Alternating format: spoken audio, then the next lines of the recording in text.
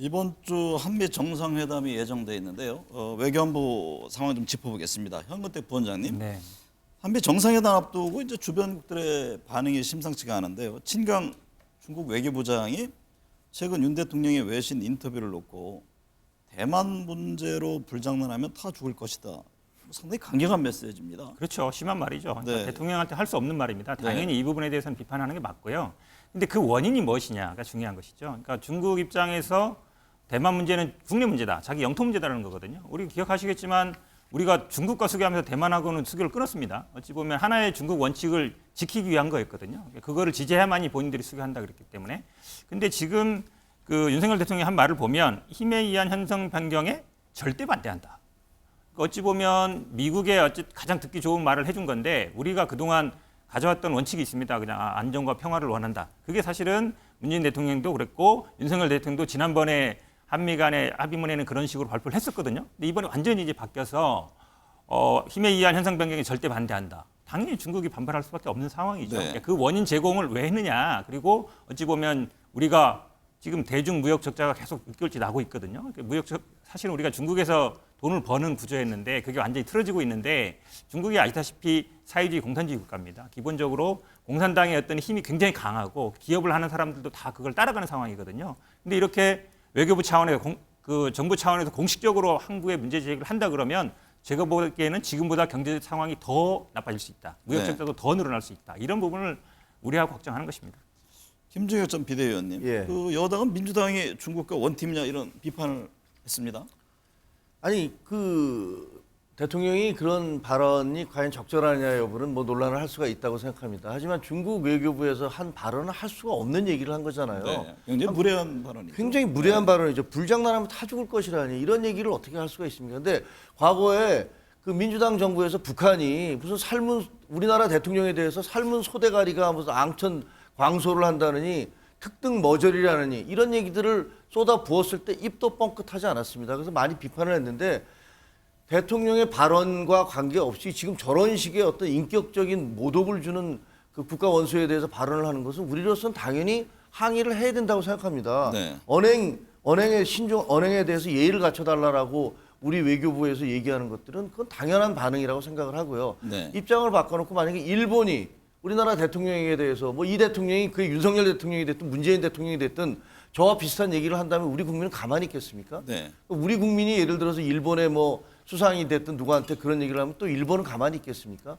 그러니까 외교적인 언사 같은 것들은 서로가 지켜야 될 그런 선이 있는데 저거는 중국 외교부는 너무나 무례한 그런 발언을 한 것이고 거기에 대해서 저희가 항의하는 것은 마땅히 해야 된다고 생각을 합니다. 네.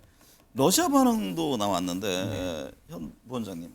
최근 윤 대통령이 우크라이나의 무기 지원 가능성을 시사하면서 러시아에서도 상당히 그 수위 높은 발언들이 나오고 있습니다. 북한의 무기를 지원할 수 있다고 위협했는데 이 점은 어떻게 보십니까? 지금 러시아가 뭐 북한의 무기를 지원할 수 있는 상황은 아니죠. 오히려 네. 북한으로부터 무기를 뭐 지금 구입한다든지 전쟁을 치르고 있는 그렇죠. 상황이잖아요. 그러니까 지금은 우크라이나하고. 아닙니다만 결국은 이제 저는 기술적인 문제라고 봐요. 그러니까 북한이 핵무기를 개발하고 있지만 뭐 제도권 재진입 기술이라든지 아니면 잠수함에서 발사한다든지 이런 부분들을 막히는 부분이거든요. 근데 그동안 러시아와 중국은 대북 제재에 동의를 해왔습니다. 그렇기 때문에 그게 안 되는 거거든요. 근데 만약에 지금처럼 러시아가 만약에 우리가 뭐 무기는 못 지원하지만 기술은 만약에 뭐 지원해주겠다 이렇게 나온다 그러면 북한이 핵무기를 고도하는 것 훨씬 빨라질 수 있는 거거든요. 그러니까 대북 제재의 틈이 생기는 겁니다. 그러니까 그런 부분들은 제가 보기에 우려할 만하다. 그리고 러시아가 뭐 지금 전쟁은 언제까지 갈지 모르겠습니다만 전쟁은 언제까지 끝나지 않겠습니까? 전쟁이 끝나고 나중에 이제 상황이 됐을 때는 본인들이 북한과의 어느 정도 협의 이런 걸 해주겠다 이럴 수도 있는 거기 때문에 리스크는 분명히 있다라고 보고 있습니다. 네. 북한과 중국, 러시아까지 긴장 수위를 높이고 있는데 이런 상황에서 한미 정상회담 더욱 중요해졌잖아요. 그렇습니다. 한미 정상회에서 우리 회가 반드시 견제해야 될 점은 어떤 것으로 보세요? 반드시 견제할 거라는 게 무슨 말씀인지 제가 좀 감 와닿지는 않습니다만 네. 지금 우리가 해결해야 될 게 굉장히 많습니다. 네. 근데 무엇보다 이제 IRA 그 인프레 감축법을 네. 비롯해서 이제 경제적인 부분이 크게 걸려 있고요. 또 외교 안보 측면이 굉장히 심각하지 않습니까? 그러니까 지금 북한의 미사일이라든가 핵에 대해서 한미가 어떻게 공조를 해서 우리 국민의 불안감을 어떻게 해소시켜 줄 것이냐 이런 부분들에 대해서 뭔가 그 가시적인 부분이 있어야 돼요. 일본 같은 경우는 핵제 처리를 다 하고 있습니다. 네. 근데 우리나라는 지금 핵제 처리를 하고 있지 못하고 그다음 미사일 사거리도 계속 제한을 둬서 뭐 문재인 정부 때 500km인가 늘어났지 않았습니까?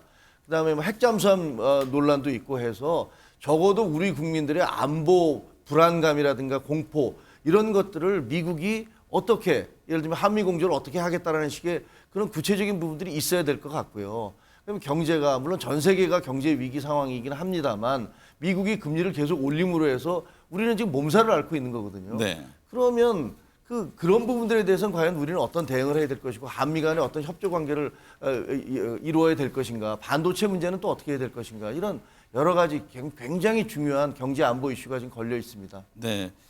갤럽 조사를 보니까요. 윤석열 대통령의 중무수행 부정평가 이후로 외교가 지금 2달째 최상위권을 이어가고 있는데 또 미디어 토마토 조사에서도 윤 대통령의 외교안보 정책에 대해서 25점 미만을 평가한 응답자가 55.2%에 달했습니다. 또 여러 전문가들께 좀 이 문제는 짚어보겠습니다. 윤 대통령 지지율, 이게 외교 행보가 어느 정도 영향을 주고 있습니까? 아주 큰 영향을 주고 있습니다. 동상이몽의 상황이다. 왜냐하면은 갤럽의 조사를 보면은 긍정적으로 평가하는 이유도 외교, 부정적으로 평가하는 이유도 외교인데 전체 이제 지지율하고 맞붙여서 또 적용을 시켜서 분석을 해보면 상당히 부정평가의 외교가 높다. 이런 예가 없어요. 이런 예가 없다라는 것은 무슨 이야기냐면 부정평가에서 윤석열 대통령에 대한 이 이유가 부정평가 이유가 외교가 그토록 높다라는 것은 너무 윤석열 대통령이 이 단언적으로 이야기한다. 또 뭔가 좀 더 소통이 됐으면 좋겠다. 이렇게 해석을 해볼 수가 있거든요. 왜냐하면 역대 대통령은 이게 부정적인 이유로 이렇게 외교가 많이 부각된 예가 잘 없습니다. 그 이유는 대체로 순방을 가게 되면 적어도 3에서 한 5% 임기 초반에는 지지율이 올라가기 때문에 우리도 농담 삼아 이런 이야기를 해요. 대통령이 비행기에서 내리기 싫어한다. 왜? 외국 나가면 좀 골치 아픈 게 해소가 되는데 내리면 막 골치가 아파요. 뉴스를 다 봐야 되니까. 그런데도 불구하고 지금은 아직 이륙 직전인데도 불구하고 이렇게 외교에 대한 부정평가가 높은 이유는 최근에 있었던 일련의 관련된 대통령의 발언과 외교에 대한 입장입니다. 그러니까 지난 3월부터 시작된 대일 외교 관련해서 그 이후에 이 3.1절 기념사부터 시작해서 대일 외교, 이게 대통령으로서는 새로운 한일 관계 정립에 대한 파격적이고 시도라고 볼 수가 있는데 국민들이 이게 대통령이 생각하는 것만큼의 공감이 안 되는 것이거든요. 또 한편 그 이후에 대통령실 국가안보실의 혼란상, 그리고 그 이후에 미국의 불법 도감청에 대한 우리 외교 당국자의 이 태도, 그리고 지금 최근에 중국과 러시아와 맞붙는 상황, 설전의 상황, 이 중국에서는 아주 대통령에게 할 수 없는, 일국의 대통령이 할 수 없는 그런 거친 발언까지 하는데, 여기서 중요한 건 그렇습니다. 이렇게 되면은 자칫 지지층이 중요한 게 아니라 중간지대 유권자층에서도 이 긍정적으로 전달이 안 되는 것이거든요. 네. 결과적으로는 이 외교를 잘했던 미국이나 한국의 대통령들을 보면 어떤 태도였을까? 미국 그러면 외교 그러면 오바마 최근에, 그 다음에 지금 미국 대통령 자리에 있는 바이든 대통령도 외교 상원위원장을 오랫동안 역임을 했습니다. 외교 전문가입니다. 그런데 이들의 외교와 관련된 발언을 보면 상당히 애매모호해요. 네. 그러니까 전략성 모호성을 취합니다. 그러면 전략성 모호성을 왜 취할까? 그 이유는 국가의 이익을 기준으로 할 때 그게 더 효과적이라고 보는 것이거든요. 또 국내에서는 김대중 전 대통령, 여러분들 한번 눈을 감고 한번 기억을 되살려 보십시오. 김대중 전 대통령이 북한에 대한 햇볕 정책 외에 특별하게 다른 국가에 대해서 그렇게 강하게 단언적으로 이야기한 적이 있는지 잘 없어요. 네. 항상 보면 소리도 잘하는데 외교는 일본은 이렇게 해서 그렇게 했다라는 것은 전략적인 것이거든요. 그래서 저는 윤석열 대통령의 마음도 지지층 입장에서는 공감하는 지지층들이 있을 겁니다. 하지만 이 전략적 모호성이 때로는 더 나은 해결 방안이 될 수도 있다는 것도 참고할 필요가 있고, 소통입니다. 그리고 대체로 이런 외교적인 대통령의 발언이 있을 때 대통령이 직접 아니면 외교 관계자가 충분한 설명이 잘 없어요. 우리 여기 김종혁 전 비대위원이 나와서 많은 또 좋은 설명을 하고 계신데 이런 설명을 좀 덧붙여주는 소통도 반드시 필요하다는 것이겠죠. 이은영 소장님. 네. 최근 외교 행보 둘러싼 여러 논란이 있었잖아요. 네. 대통령 지지율의 영향 어떻게 보고 계세요? 지금 좀 전에 배 소장님께서도 말씀하셨는데 역대 대통령 중에서 외교, 특히 이제 해외 순방을 갔다 오셔갖고 지지율이 역주행한 대통령은 최초인 것 같습니다. 그래서 더군다나 이게 지금 이 아까 좀 전에 미디어 토마토의 그 외교 분야 평가를 얘기하셨는데 미디어 토마토가 외교만 한 게 아니고요. 몇 가지 한 4-5가지 다른 정책 분야도 평가를 했는데 전부 다 25점 이하가 50%에 넘거나 아니면 그 언저리에 있는 걸로 결과가 나왔어요. 그래서 지금 전체적으로 국정 운영에 대해서 낙제점을 받고 계신데 특별히 더 외교 부분을 걱정을 많이 하는 거는 그 외교의 위기가 결국 경제 위기로 이어지기 때문에 지금 국민들이 모두 걱정을 하시는 거거든요. 그래서 지금 이제 5박 7일 순방을 하시는데 정말로 좀 꼭 이번에는 당당한 외교를 하셔서 국익과 그 주권을 좀 실현시키는 그 모습을 보여주신다면 지금 현재 30% 지지율이 이게 지금 한일 정상회담 이후에 6대3으로 여론이 아예 구조화가 되어 있는 것 같아요. 긍정이 30, 부정이 60 이렇게 구조화가 되어 있는 것으로 보여지는데 이걸 좀 깨트리기 위해서는 이번 순방이 특히 미국 방문이 굉장히 중요하다. 저는 이렇게 생각하고 있습니다. 이번 이슈 중에 방금 전 김중희 의원께서 여러 가지를 얘기했습니다. 안보, 뭐 경제 여러 현안이 있는데 한미 정상 간에 만나서 국민들이 원하는 가장 핵심 그 이슈는 어떤 것으로 보세요? 일단은 그 이슈보다는요 네. 태도를 가장 중요하게 보실 것 네. 같아요. 지금 그 방일한 이후에 지금 방미를 하시는데 방일 때 논란은 그 2차 그 이제 그 부부간 그 회식 자리에서 술 그 이제 소주 먹고 뭐 소맥을 먹었다 이런 보도였거든요. 굉장히 국민들이 많이 실망을 하셨습니다. 더군다나 지금 이번은 방미하셨을 때도 부부간 또 만찬이 있는데 그때 어떤 태도로 어떤 모습을 보여주실 건가. 지금 대통령께서 헤어스타일 바꾸셨는데 그렇게 머리 이렇게 아래로 내린 정말 뭔가 이렇게 그 당당하지 못한 그런 모습으로 뭔가 계속 그 영상 보도에 나온다면은 국민들께서는 굉장히 실망하실 것 같습니다. 네. 저는 조금 다른 생각인데 이번 방문이 또 절박한 상황이기 때문에 윤석열 대통령도 그렇고 주변에 같이 준비해왔던 참모들도 상당히 정교하게 하지 않을 수는 없는 그런 또 국빈 방문이고 이게 대통령 개인을 떠나서 국익을 위해서 정말 중요한 방문이거든요. 왜냐하면 경제 안보 현안 안보 현안뿐만 아니라 경제까지 깊숙이 다루어집니다. 그리고 네. K 콘텐츠까지 하버드 대학을 방문해서 조지프 나이 이 소프트 페어 연성 이 권력으로 연성 파워로 상당히 전 세계적인 권위를 가지고 있는 하버드대 존 F 케네디 스쿨 원장이기 때문에 이런 대담을 통해서 우리 국격을 좀 더 긍정적으로 전 세계적으로 전파하는 기회가 되거든요. 근데 저는 콕 집어서 두 개를 말씀드리고 싶은 것은 뭐냐면 하나는 결국 이번 성과는 경제 쪽으로 귀결될 수밖에 없다. 네. 그렇다면 첫 번째는 저는 이 배터리와 관련된 2차 전지의 운명이 달려 있다고 봅니다. 그러면 핵심 광물 협력 국가에 2025년부터는 중국이 우려국이고 또 견제 대상이기 때문에 2025년 1월 1일부터는 중국산 안 돼요. 네. 그러면은 지금 우리가 지금 포스코 홀딩스도 그렇고 이 인도네시아 그리고 이 아르헨티나의 염호를 통해서 리튬을 대체할 수 있거든요. 저는 이 부분을 물밑에서라도 당장 발표는 안 되더라도 정말 5월 말 6월 초에 발표되더라도 이걸 좀 관철시켜야 된다. 네. 두 번째는 뭐냐면 지금 우리 원전이 이 중소형 또 굉장히 효율적인 원자를 개발해서 아랍에미레이트 또 이 사우디아라비아 또 폴란드 체코까지 진출을 하는데 이집트도 진출이 됐죠. 그런데 계속해서 딴지를 걸고 있는 그 웨스팅하우스입니다. 그런데 웨스팅하우스가 자꾸 원천 기술을 이야기하는데 우리가 거의 독자화했거든요. 그러니까 이 부분에 대해서 윤석열 대통령도 목소리를 넓혀서 이걸 관철시킨다면 그래도 국민들은 대통령이 힘들지만 큰 일을 했다. 네. 이렇게 평가도 가능할 것으로 보입니다. 현근택 본장 보시기에 윤 대통령이 이번 순방에서 이뤄야 할 핵심은 무엇이라고 보세요? 결국은 경제적인 실력이죠. 지금 네. 말씀하신 것처럼 뭐 반도체 문제라든지 배터리 문제 다 있고요. 근데 저는 좀 걱정스러운 게 아까 말씀처럼 이제 실수 안 하는 게 중요하다. 왜냐하면 논란을 일으키는 게 안 좋으니까. 그러니까 성과를 내야 되는데 사실 어떤 성과가 있을 거냐. 저는 가장 중요한 건 두 가지 정도로 안 했으면 좋겠는데 그냥 미국이 그냥 말로 우리 확장 얻게 해주겠다, 전략 무기 해주겠다. 그건 사실 말밖에 없는 거거든요. 그러니까 말만 믿고 뭘 해줄 거냐. 이제 그 부분이 있고 두 번째는 앞에 나왔습니다만 우크라이나 무기 지원이나 대만 문제에 대해서 직접적으로 합의문에 넣는 거. 저는 그것도 피해야 된다. 그러니까 실수 안 하고 지금 미국의 말만 믿지 말고 그 다음에 무기 지원이나 대만 문제에 합의문에 안 넣는 거. 그 정도만 해도 저는 어느 정도는 했다고 봅니다. 네. 김종혁 의원님.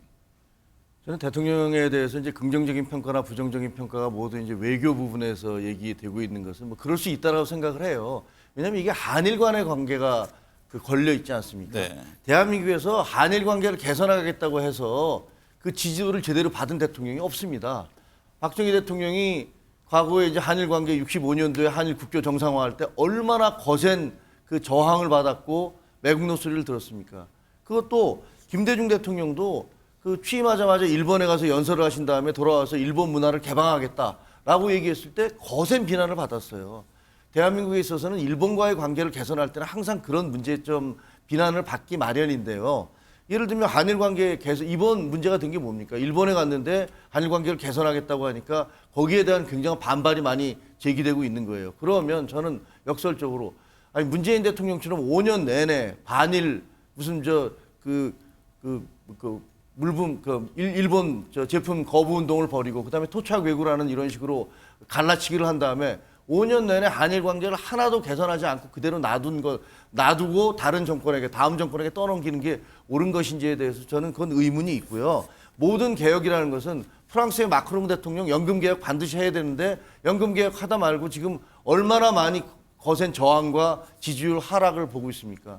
또 과거에 슈레더 대통령도 독일의 슈레더 총리도 노동 개혁을 할 때 결국은 정권을 뺏겼어요. 넘겨줬어요. 하지만 그 노동 개혁으로 인해서 지금 독일은 지금의 유럽의 최강대국 독일이 된 거거든요.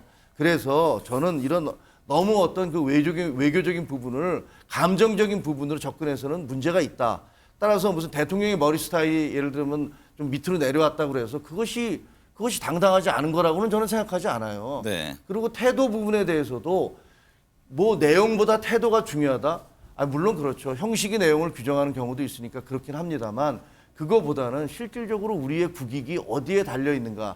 그래서 야당에서도 대통령의 옷차림이 어땠다, 복장이 어땠다, 사인을 어떻게 했다, 뭐 영부인이 모자를 뭘 썼다 이런 부분을 문제 삼지 말고요. 정말로 그 내용상에 있어서 우리가 어떤 것들을 챙겼어야 됐는데 무엇을 못했는지 이런 지적을 가기 전에 해주시고 갔다 와서도 그런 부분을 지적해 주시면 더 도움이 될 것이다 이렇게 생각합니다.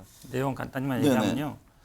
박정희 대통령 논란이 많습니다만 어쨌든 보상금 받아서 그걸로 포항제철 만들고 하지 않았습니까? 반대는 있었지만. 근데 윤석열 대통령이 일본 가서 얻은 게 뭐예요? 뭐 그냥 오므라이스 얻어먹고 소맥 한 잔 말아먹은 말고 뭐 한 게 뭐 있어요? 얻어온 게 하나도 없잖아요. 물잔 반 채워줄 줄 알았는데 남은 물잔만 더 쏟아버리지 않았습니까? 그러니까 외교라는 거는 상호주의고 실익이 굉장히 중요한 건데 이번 일본과의 관계 정상화에서 얻은 게 하나도 없단 말이죠. 그렇기 때문에 비난하는 겁니다. 비판하는 것이고 그거를 관계 정상화 하는 것 자체를 비판하는 게 아니라 그걸 통해서 얻은 게 뭐냐. 여기에 중점이 있는 거예요. 뭘 제가 말씀해도 될까요? 반박해도 네네네. 될까요? 그러니까 뭘 얻어와야 됩니까? 예를 들면 지금 이 사태의 모든 것은 시작은 그 한일 관계가 악화되면서 백색 국가에서 우리를 제외시키고 우리가 WTO에서 소송을 걸고 이런 문제가 있었잖아요. 지금 가서 백색 국가로부터 제외됐던 것들을 다시 원상복귀하고 우리도 WTO에 대한 제소를 취소하기로 했다. 그래서 양국 관계를 협조 관계로 맺기로 했다. 반도체 문제에 대해서 서로 협조를 하자. 이런 부분들이 성과가 아닌가요? 반도체 문제는 우리가 어쨌든 주도권을 갖고 있고요. 지금 백색 국가 제외라든지 이런 거는 사실은 일본이 문제이기 때문에 우리가 충분히 이길 수 있는, 극복할 수 있는 문제였어요. 그걸 얻었다 그러면 안 되는 거죠. 그거 실익이 뭐가 있어요? 자, 이게 어떤 개혁과 방향성이 사실 국민적 지지가 굉장히 중요하잖아요. 그리고 결국에는 지지도 또 내년 선거를 염두에 두지 않을 수 없는데 지금 외교안보 이슈는 뭐 두 분의 열띤 토론에서도 그렇고 국민들의 관심도 그렇고 이게 분명히 오랫동안 영향이 갈 것 같아요. 총선이 사실 뭐 1년 채 안 남았잖아요. 이은영 소장께서 보시기에는 이 외교안보 문제를 포함해서 어떤 점이 가장 이제 핵심 이슈로 부각될 것으로 보세요? 지금 가장 중요한 이슈는 이제 결국에는 지금 제3당 그 신당이 창당될 것이냐를 제일 중요하게 보고 있고요. 무당파층이 지금 31%나 되기 때문에 3당이 어느 쪽에서 만들어질 수 있느냐 저는 그걸 가장 중요하게 보고 있습니다. 근데 지금 상황에서는 민주당 쪽보다는 지금 보수 진영 쪽에서 그 당이 만들어지지 않을까라는 좀 예측이 있기 때문에 네. 굉장히 지금 낮은 대통령 선거제 지지율 개혁하고도 관련이 다 있겠죠? 연동이 되어 있어요. 네. 연동이 되어 있는데 기본적으로 어쨌든 그 당내에 그 친윤 일색으로 되어 있는 이 구조 자체가 이탈층을 만들어내고 그것이 지금 분당으로까지 연결될 수 있는 것으로 지금 예상이 됩니다. 그래서 저는 그 문제가 가장 중요하다고 보고 있습니다. 배 주장님은요? 지지율입니다. 역시 대통령의 지지율에 따라 선거 결과가 갈린다고 해도 과언이 그 아니거든요. 무엇보다도 당보다도 대통령 지지율이 그렇습니다. 가장 중요한 변수가 될 심지어는 것이다. 네. 국민의힘 구심점마저도 지금은 윤석열 대통령이라고 하지 않습니까? 그렇다면 내년 총선은 윤석열 대통령의 지지율이 어느 정도 되느냐와 민주당이 지금 송영길 리스크, 이른바 또 이재명 리스크를 털고 어느 정도의 정당 지지율 경쟁력을 가져올까? 결국 내년 승부는 중수청입니다. 중도인데 더 중요한 건 저는 많은 의석이 걸려 있는 이 수도권입니다. 수도권에서 과연 어떤 이 정당의 경쟁력을 유권자들이 인정해 줄 것인가? 그리고 여기에는 이제 청년층이 있다고 봐야 되겠죠. 어느 정당이 정말 이 정치적 이슈로 싸우는 것도 중요합니다만 청년들을 위한 정책, 정말 이 기가 솔깃할 수 있는 그런 정책을 누가 내놓느냐가 더 중요하다고 봐야 되겠죠. 김재욱 비대위원께서는 내년 총선의 가장 중요한 점은 뭐라고 보세요? 저는 뭐 이재명 대표의 그 네. 유무죄가 가장 변곡점이 되지 않을까 싶습니다. 그 예를 들어서 1심에서 유죄가 인정이 된다든가 뭐 구속 여부와 떠나서요. 그렇게 되면은 이재명 대표가 과연 당 대표로서 자격을 계속 유지할 수 있을까? 그건 좀 어려울 거라고 보고요. 거기서 글쎄 민주당 내에서는 친명과 반명, 비명 사이에서 엄청난 갈등 관계가 벌어지지 않을까요? 네. 지금 그 전초전이 저는 송영길 대표의 돈봉투 사건이라고 생각을 하고요. 이게 계속 이어지다가 나중에 이재명 대표의 사법 처리와 관련된 그런 어떤 결정들이 내려졌을 경우에 과연 민주당은 어떻게 대처를 할 것이고 민주당은 과연 온전한 한 팀으로서 갈 수 있을 것인가? 저는 그게 더 큰 문제라고 생각을 하고요. 국민의힘에서 지금 뭐 친윤이니 반윤이라고 얘기를 하지만 그거는 그렇게 큰 문제 아닙니다. 네. 그건 얼마든지 바뀔 수 있는 문제고요. 지금 현재 뭐 이준석 대표라든가 뭐 유승민 의원이라든가 뭐 얘기를 하고 있지만 그냥 큰 우산 속에서 서로들 공방을 하고 있는 것이고 제가 의원들 만나보면 만약에 그분들이 뭐 제3지대 깃발을 들겠다고 했을 때 얼마나 많은 사람들이 따라 나갈 것이냐 저는 별로 거의 없을 거라고 봅니다. 네. 그렇기 때문에 가장 큰 변수는 결국은 이재명 대표의 사법 리스크가 될 것이다 이렇게 생각합니다. 현근택 부원장께서는 어떤 전망이세요? 저는 뭐 배동찬 소장님 의견에 100% 동의합니다. 왜냐하면 결국은 대통령 임기 중반에 치러지는 선거는 대통령에 대한 중간 평가가 될 수밖에 없습니다. 그럼 대통령의 지지율이 가장 중요하죠. 대통령이 아마 지지율이 막 50% 60% 넘어가면 당연히 여당이 유리한 국면이 되고요. 지금처럼 뭐 30%라든지 그 언저리에 있으면 당연히 야당의 유리가 될 수밖에 없는 거거든요. 결국은 선거 직전에 대통령의 지지율, 저는 그게 가장 큰 변수가 될 거다 이렇게 보고 있습니다. 짧게 덧붙이면은 낮은 대통령 지지율 때문에 지금 참 분당 이야기가 나오는 거거든요. 3당, 친당 얘기가 낮은 대통령 지지율 때문에 나오는 거예요. 인적 쇄신과 물갈이에게도 항상 부각이 됐잖아요. 이 점에 대한 유권자들의 요구는 어떨 것 같습니까? 대 소장님. 파격적으로 원합니다. 그러니까 네. 기존 정치권으로는 도저히 안 된다. 그래서 제3신당과 또 신당이 거론되는 건데 문제는 마땅한 대체 메뉴가 없는 겁니다. 이 식당을 들어갔는데 더불어민주당 메뉴도 마음에 안 들어. 국민의힘 메뉴도 마음에 안 들어. 그런데 다른 선택지가 없는 것이 우리의 정치 연설이라서 네. 저는 얼마나 파격적인 국민들이 이렇게나 해? 공천을? 그 정당이 저는 선택을 받을 것으로 보입니다. 양당에 지금 여러 가지 지금 곤혹스러운 일이 있다 보니까 뭐 벌써부터 비대위 체제를 얘기하는 분들이 있잖아요. 뭐 두 분 답변이 상당히 곤혹스러울 수 있습니다만 어떻게 보고 계세요? 결국은 뭐 선거 직전에 그것도 만약에 이제 여론조사 다 돌려볼 거 아닙니까? 네. 예를 들어서 선거에 질 것 같다. 그러면 당연히 가게 돼 있습니다. 지금 아마 이제 국민의힘에서도 명랑권 중심으로 이제 검사 출신들이 하는 거 아니냐. 그거를 뭐 네. 검사 공천이라 얘기 안 하고 파격적인 물갈이 이렇게 가겠죠. 민주당 네. 입장에서도 돈 봉투에 어쨌든 연루된 사람들은 공천받기 힘들 겁니다. 근데 그걸 마치 뭐 만약 개혁이라 할 수 있느냐 이런 문제가 되는 거기 때문에 결국은 민주당 입장에서는 당내 개혁, 정당 개혁, 이 돈봉투 사건을 해결하는 게 굉장히 중요한 포인트가 될 것 같고 결국은 그것도 선거 직전에 지지율, 네. 결국은 각 당의 지지율이 얼마나 나오느냐 그게 네. 뭐 비대위를 가느냐 마느냐를 결정할 것 같습니다. 네.